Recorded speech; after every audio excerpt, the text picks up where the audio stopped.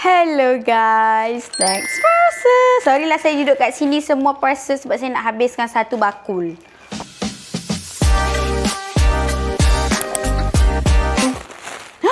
Seluar rose. Ini pun daripada local brand Indonesia. Oh, I love dia punya local brand. Jangan cakap lah, aku dah banyak dah beli daripada situ. Tada!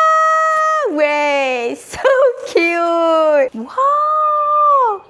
So cantik. Wih, kain lembut. Mak love.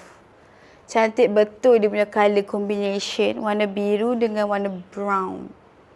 So cute. Rose ambil size S. Dia pinggang getah macam ni. So dia boleh pakai sampai besar lah. Ini tengok pun memang tak muat dengan Rose. Sebab Rose orangnya kecil tapi tinggi.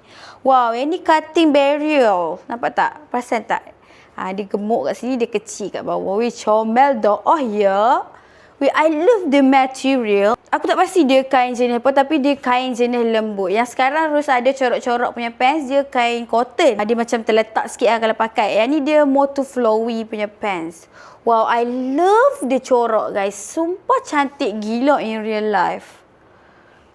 Lepas tu pakai pula dengan baju kembang warna koko ke kan. Pakai dengan singlet ke. Wow, so cute. Memang cantik gila ya. Dekat kedai ni ada banyak lagi corak-corak. Yang pelik-pelik ada, yang comel-comel ada, yang stylish-stylish zaman sekarang semua ada. Memang sedap gila kain dia. Memang tak akan menyesal beli. Harga dia affordable guys. Trust me. So boleh check dekat beg kuning ni. Boleh tengok kat situ ada macam-macam lagi pilihan. Beli guys. Beli.